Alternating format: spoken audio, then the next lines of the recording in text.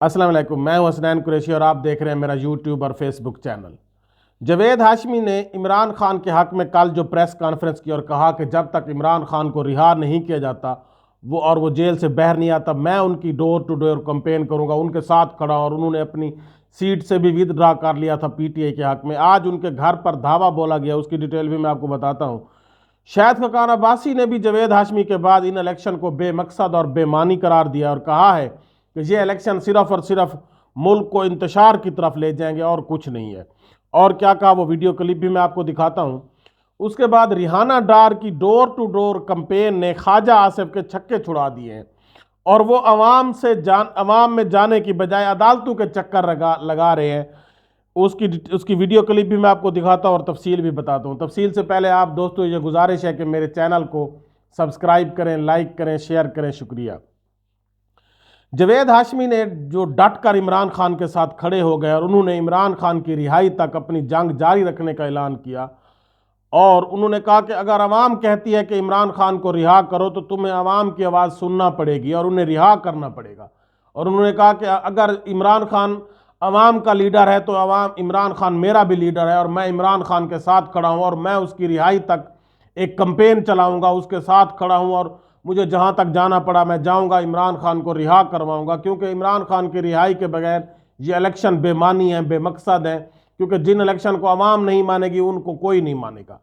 तो उसके बाद जावेद हाशमी के घर पर आज छापे मारे गए और उनकी रिहाइश गाह से उनके नवासे और उनके दामाद की गिरफ्तारी की खबरें भी आ रही हैं।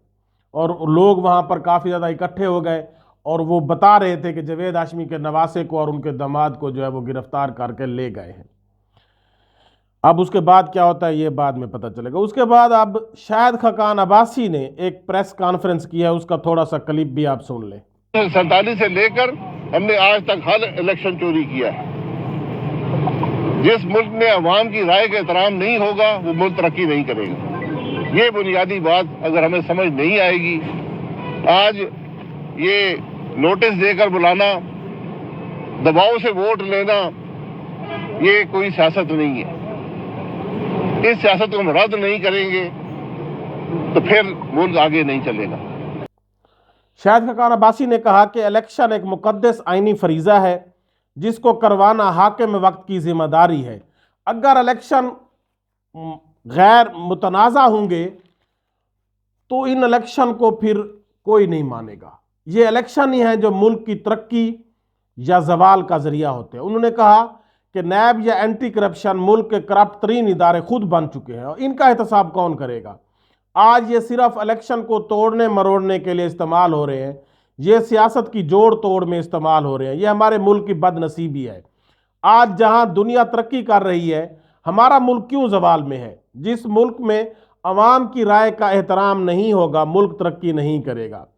ये बुनियादी बात है, अगर किसी को समझ नहीं आती तो हम क्या कर सकते हैं। शाहिद खकान अब्बासी ने कहा। उन्होंने कहा कि कोई भी जमात भी अवाम की महरूमियों का या अवाम की मुश्किलात का हल की बात नहीं कर रही है, सिर्फ एक दूसरे को नीचा दिखाने की बात कर रहे हैं। उन्होंने कहा कि यह इलेक्शन पाकिस्तान के मुतनाज़ा तरीन इलेक्शन हो रहे हैं और अगर इलेक्शन गैर मुतनाज़ा होते हुए आपको नज़र आने चाहिए, जो कि बिल्कुल किसी को भी नज़र नहीं आ रहे। 2 हफ्ते रह गए हैं, किसी को भी अभी तक यकीन नहीं आ रहा कि इलेक्शन होंगे या नहीं होंगे। आपको कहीं पर, उन्होंने कहा मैं पिछले 10-20 साल से 10 इलेक्शन लड़ चुका हूँ, 8, लेकिन जिस तरह इस इलेक्शन में बेयकीनी की कैफियत है और जिस तरह कैंपेन में कोई जोश व खरोश नहीं है, तो इस तरह के इलेक्शन मैंने कभी नहीं देखे। ये डर या पर्चे अवाम के अंदर नफरत पैदा करते हैं, शाहिद खकान अब्बासी ने कहा। उन्होंने कहा कि मैंने इलेक्शन छोड़ा है, सियासत नहीं छोड़ी। ये बेमकसद इलेक्शन है और ये इलेक्शन मुल्क को इंतशार की तरफ अलावा कुछ नहीं देंगे। उन्होंने कहा कि सिर्फ और सिर्फ एक तरीका है मुल्क की मुश्किलात का हल कि तमाम पॉलिटिकल लीडरशिप, जुडिशली और एस्टैब्लिशमेंट सब एक टेबल पर बैठकर मुल्क के मामलात का हल निकालें, वरना मुल्क का चलना मुश्किल हो जाएगा। और ये मुल्क इस तरह से नहीं चलेगा जिस तरह से ये फ्रॉड इलेक्शन करवा कर आप समझते हैं कि ये मुल्क चलेगा। शाहिद खकान अब्बासी ने कहा ये मुल्क नहीं चलेगा। उसके बाद रिहाना डार जो ख्वाजा आसिफ की नींदें हराम किए हुए हैं, उनकी डोर टू डोर कैंपेन की वीडियो भी आप देखें। वेंटिलेटर तैयार हो जाओ, इंकलाब आ रहा है।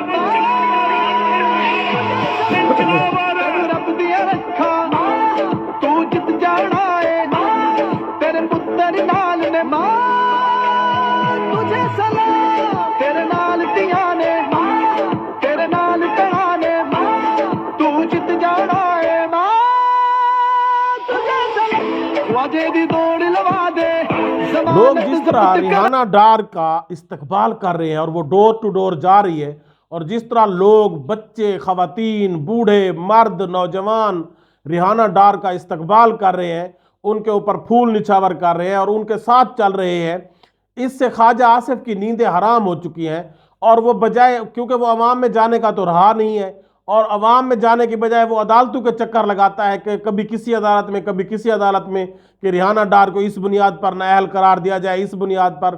लेकिन आखिर पर तंग आकर अदालतों ने भी ख्वाजा आसिफ साहब को सीधी सुना दी कि ख्वाजा साहब आप जाएं, मेहरबानी करें, इलेक्शन लड़ें, अपनी कंपेन करें, हमारा सर ना खाएं, हमें मजीद तंग ना करें, आप रिहाना डार को बजाय नाअहल करने के आप जाएं और उनसे मुकाबला करें।